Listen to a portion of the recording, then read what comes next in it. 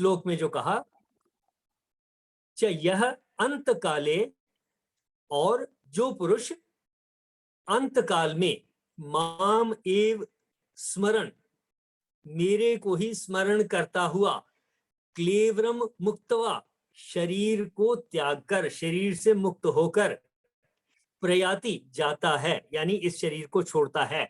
जो श्री कृष्ण जी का ध्यान करते हुए, कैसे ध्यान करना, अभी तक के सभी चैप्टर्स में जो बातें श्री कृष्ण जी ने कही हैं वो हमारे मन में रहें।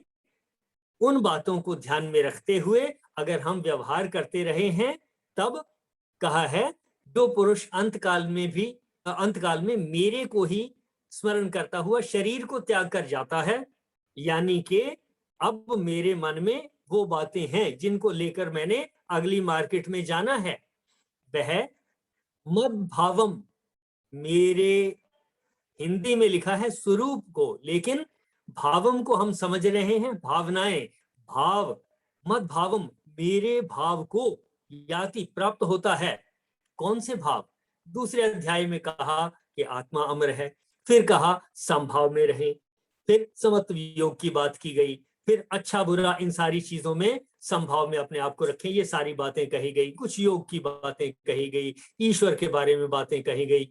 अभी इससे पहले ये 5 चीजें डिस्कस हुई जो ब्रह्म के बारे में है, अध्यात्म, कर्म, अधिभूत, अधिदैव और अधियज्ञ, इन सब चीजों की बात की गई। ये चीजें अगर माइंड में हैं, ये तैयारी है, मद भावम याति, मेरे भावों को प्राप्त होगा, यानी कि जिस मार्केट में जा रहा है उस मार्केट में भी उसको यही चीजें, ऐसा ही एनवायरनमेंट मिल जाएगा। इसी को कहेंगे, इन्हीं चीजों को प्राप्त होना कहेंगे कि हम ईश्वर के ही भावों को प्राप्त हुए। स मद भावम याति, वह मेरे ही भाव को, मेरे ही भावनाओं को या बताए हुए तरीकों को प्राप्त हो जाता है। अत्र संशय नास्ति, इसमें कोई डाउट नहीं है। अब ये तो बात बड़ी क्लियर है कि मेरे मन में अगर मैंने इलेक्ट्रॉनिक्स का सामान खरीदना है तो क्या डाउट है कि मैं इलेक्ट्रॉनिक्स की मार्केट ढूंढूंगा। मिलेगी नहीं मिलेगी बाद की बात है, लेकिन मैं उसी को ढूंढ रहा हूं। मुझे शेयर मार्केट में शेयर बेचने हैं, खरीदने हैं, तो मैं शेयर मार्केट को ही ढूंढूंगा, उससे ही जो रिलेटेड लोग हैं उनको ही ढूंढूंगा। तो इतनी बात, ये 5वें प्रश्न का उत्तर आ गया कि अंत काल में श्री कृष्ण जी हमारे मन में कैसे आएंगे, हमारे विचारों में कैसे आएंगे। इस सवाल का उत्तर है कि जो मेरे को ही स्मरण करता हुआ, यानी ईश्वर को स्मरण करता हुआ, या यूं कहें कि अभी तक के 7 अध्यायों में जो कुछ श्री कृष्ण जी ने कहा है, इनको मन में रखता हुआ शरीर त्याग कर जाता है। अब उसके मन में ये सारी चीजें बैठी हुई हैं, तो जहां पहुंचेगा वैसा ही वातावरण मिलेगा। वह स मद भावम याति, मेरे भाव को प्राप्त हो जाता है। हिंदी में लिखा है मेरे साक्षात स्वरूप को प्राप्त होता है। ये समझना मुश्किल है, लेकिन मद भावम, ये बात समझ में आती है, जिसकी मैंने चर्चा की कि ईश्वर के ही जो बताए हुए भाव हैं, उन्हीं भावों को हम प्राप्त होंगे, इसमें कोई डाउट है ही नहीं। देखें जरा इससे रिलेटेड किसी का कोई सवाल।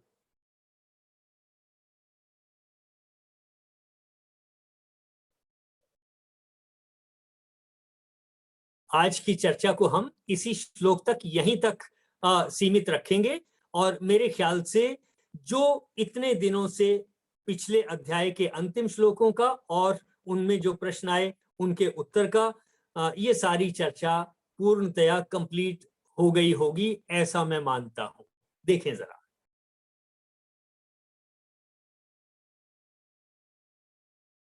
तो ये किसी का सर कोई उसी तो क्वेश्चन का, लास्ट क्वेश्चन का आंसर है जो अर्जुन ने पूछा था कि अंत काल में मैं कैसे द्वारा जाना जाता हूँ, ये उसी का आंसर दिया जा रहा है यहाँ पे।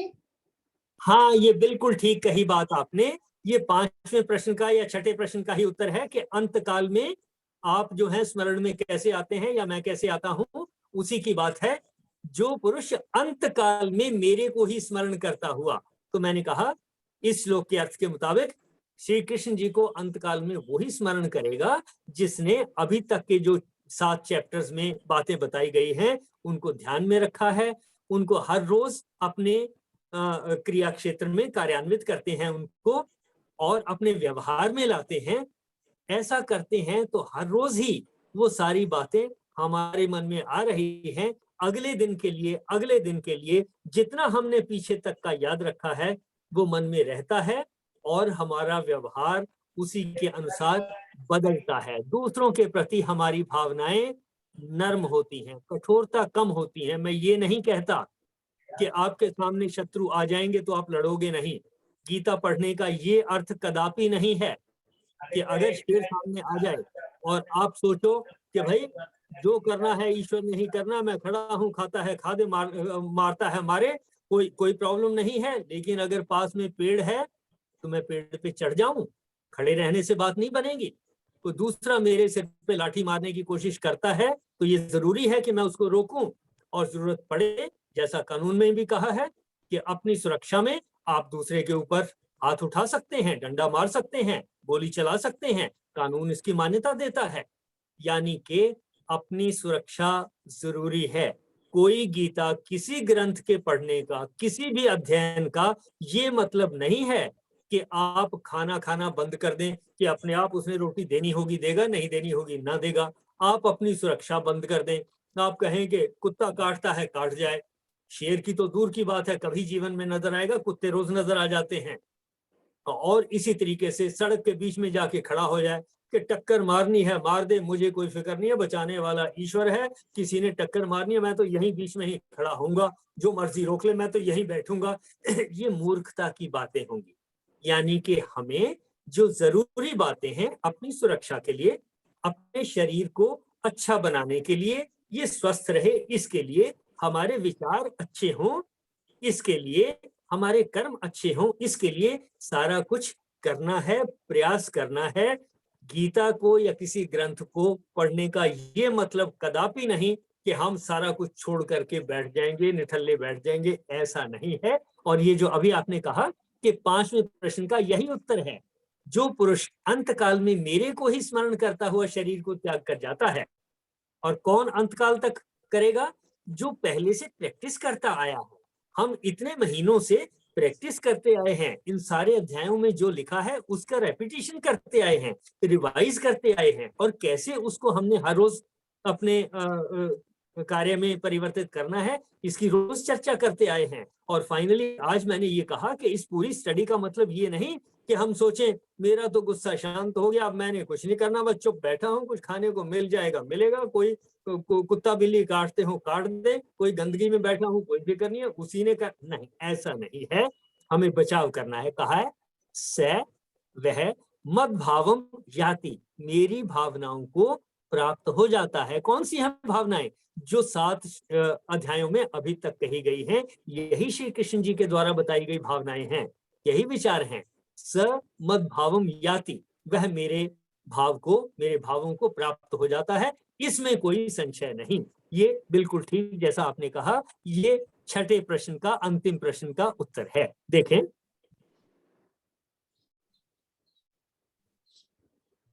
किसी का कोई प्रश्न हो तो जरूर पूछें, अन्यथा हम समापन की ओर बढ़ेंगे।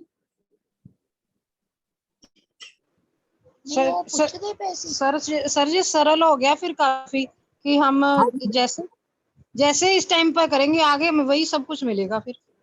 ये बिल्कुल ठीक बात है, बिल्कुल ठीक बात है। हम पवित्र विचार लेकर के शरीर छोड़ेंगे, शांति से शरीर छोड़ पाएंगे, और वैसे ही शांत वातावरण में अगले जीवन में मिल जाने की उम्मीद है, ऐसा हम सोचते हैं, जो गीता के ही अध्ययन के ऊपर आधारित है। अब मर के तो मैंने भी नहीं देखा कि भी कहाँ पहुंचेंगे कहाँ नहीं पहुंचेंगे, लेकिन जीवित रहते हम हर रोज मर रहे हैं, हमारे विचार हर रोज मर रहे हैं, हमारा शरीर हर रोज मृत्यु को प्राप्त हो रहा है, नए सेल जन्म ले रहे हैं, लाखों करोड़ों अरबों सेल हर रोज नए पैदा हो जाते हैं। यानी मरण और पुनर्जन्म आंशिक रूप में हमारे शरीर का हर रोज हो रहा है। और जो कल विचार थे, कल सोचा था, वैसा ही मैं आज व्यवहार करता हूं। तो जब ये हर रोज हो रहा है, एक बच्चे ने 2 दूनी 4 3 दूनी 6 इसका पहाड़ा याद किया, एक बार याद किया तो आने वाले समय में उसको याद रहेगा, भूलता नहीं है, सारी जिंदगी काम आएगा। जीते जी उसका शरीर बड़ा होता चला गया, वो सब उसके काम आया। इसी तरह से जो अच्छे भाव हम ले आएंगे, जो भगवत गीता में अभी तक के अध्यायों में हमने पढ़ा है उसको रिवाइज करते रहेंगे, वही चीज हमारे मन में आती रहेगी, तो कल को भी परसों को भी हर रोज हम उसको इस्तेमाल करेंगे, यानी हम वैसे ही वातावरण में होंगे। और शरीर छूटने पर भी जो नया जन्म होगा, उम्मीद करते हैं कि वो उसी वातावरण में होगा जहां इस तरह के लोग होंगे। देखें, जो बात आपने कही वो बिल्कुल ठीक। सब भावना की बात हो रही है, हमारी भावना शुद्ध है तो सब कुछ ठीक है। ये बस बहुत संक्षेप में आपने सीधी सिंपल तरीके से समझ लिया कि ये भावना की बात है सारी, बिल्कुल ठीक। बिल्कुल, थैंक यू सर। इसको हम ये भी ले सकते हैं एग्जाम्पल, जैसे हम बचपन में हमें कुछ भी सिखाया जाता था तो बार बार रिवाइज करते थे, तो ऐसा मानस के पटल के ऊपर, मतलब मन के ऊपर बैठ गई हैं वो बातें कि आज भी जैसे आपने 2 दूनी 4 या वाला ये पहाड़ा बोला या कुछ भी है, तो वो तो याद रह ही जाती हैं। और बार बार इसीलिए बोला जाता है कि रिपीट करो रिपीट करो रिपीट करो, पढ़ते रहो और ध्यान में बैठते रहो, ध्यान करो गीता का। तो ये आपके साथ में अंतिम समय में भी इन चीजों की हमें याद बनी थी। ये बात बिल्कुल ठीक कही और हमने बिल्कुल ठीक समझा। पूरी गीता में जो बातें कही हैं हमें बार बार ये 7 के 7 अध्याय रिपीट करते रहना चाहिए, समभाव में, समत्व वियोग में, और इन चीजों को जितना जितना हम ध्यान में लाएंगे उतना उतना हमारे मानस के पटल पर ये अंकित होता चला जाएगा, पक्का होता चला जाएगा। ये पहाड़े इस तरह से मजबूत हो जाएंगे, फिर गीता को पढ़ने की जरूरत नहीं पड़ेगी, हमारे मन के अंदर पक्के हो जाएंगे और हमारे पूरे जीवन, जितना बचा हुआ जीवन है, उस पूरे जीवन को आनंदमय मनाने के लिए ये काम आएंगे हमारे। बिल्कुल ठीक समझा। पढ़ेंगे और साथ साथ में उसको मनन करते हुए जीवन में भी उतारेंगे हम लोग। हाँ, जीवन में उतरेगी तो तभी जाएगा ना। हाँ बिल्कुल ठीक, बिल्कुल ठीक, बिल्कुल ठीक। सर एक के साथ हम इस चर्चा को आज यहीं पर विराम देंगे। कुछ और जो भी और कोई बात रह गई हो, बात कह रहे हाँ जी सुन सर। लें जरा, क्या प्रश्न था किसी का और छोटा? एक प्रैक्टिकल था हमारे साथ हुआ था कि प्रैक्टिकल में हुआ था, हम जब जाते थे ना कहीं भी, भजन एक सुना कि वहां पर जहां भी जाएं तो हमारा बरसाना हो, तो वो ऐसा धीरे धीरे धीरे धीरे बनता ही गया। हर जगह जब हम जाए हमें सत्संग मिलता गया और बहुत अच्छा मिला, और बहुत ही प्रैक्टिकल ये जो हमें मिला ना, उसकी बहुत बेनिफिट हुआ हमें। बिल्कुल ठीक, बिल्कुल ठीक। ऐसी ही बातें जो हमारा ये एक्सपीरियंस आपने शेयर किया, इसी तरह की ये सारी बातें भगवत गीता में कही हैं। यही बात हमने अभी सीखी इस श्लोक से। ठीक, बहुत बहुत खूब रही आज की चर्चा और बहुत। हाँ जी अंजू दीदी। मैं कह रही हूँ अभी भी जब कोई हमारी इंसल्ट करता है या कोई हमारे बारे में गलत बात करता है तो मन को हर्ट करती है सर। अभी वो आया नहीं है मैच्योरिटी, हर्ट होता है। ये मत समझें कि मैच्योरिटी नहीं आई है।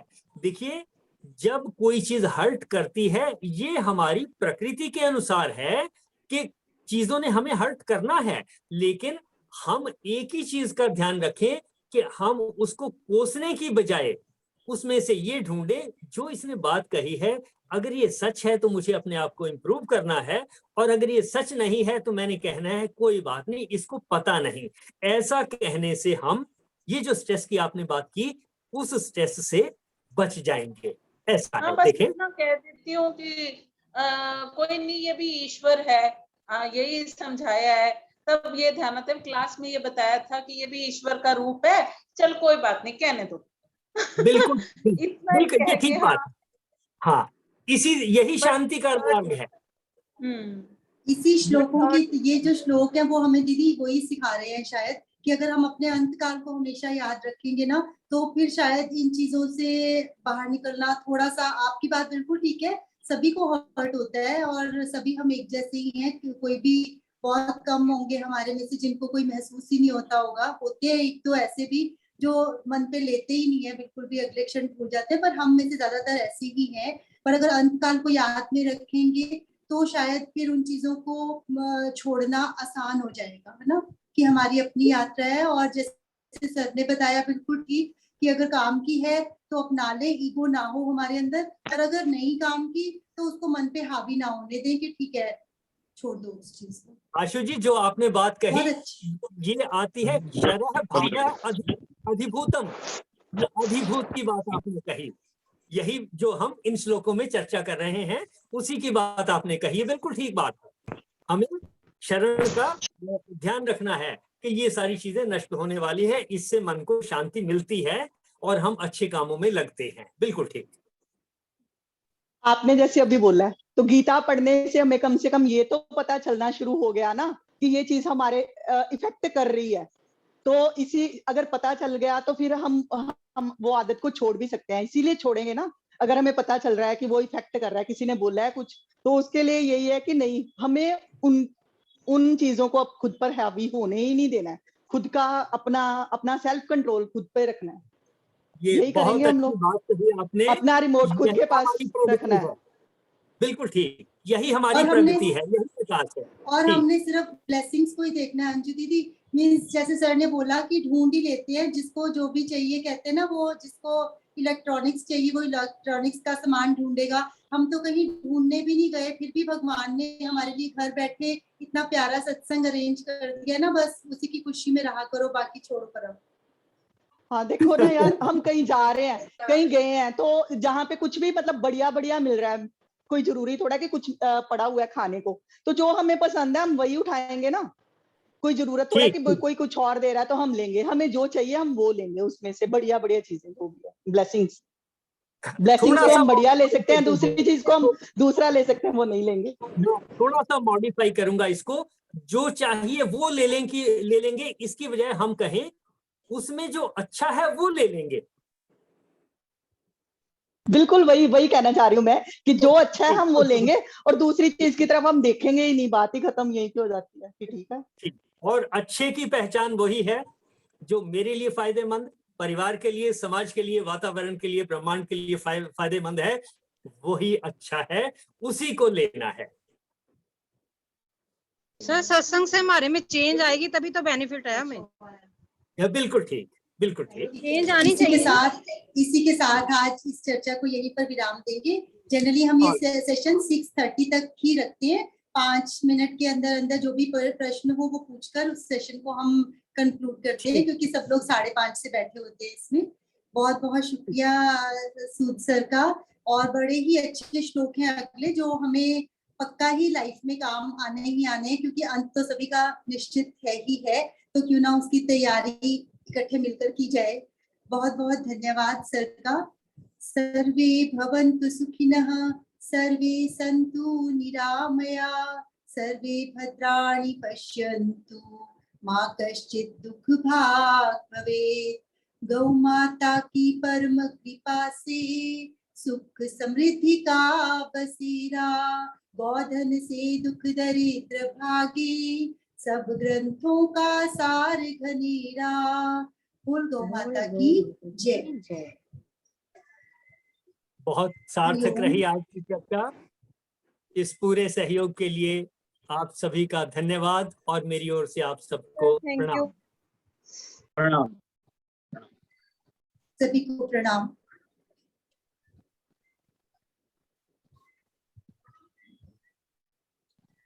आज बत्रा सर किसी कारणवश ज्वाइन नहीं कर पाए, उनकी भाभी एक्सपायर हो गए 2 दिन पहले, तो इसलिए उनका आना संभव नहीं था। तो आज के सेशन को हम यहाँ पे कंक्लूड करेंगे 2 बार ओम के साथ, और कल मिलते हैं दोबारा से एक नए सेशन के साथ।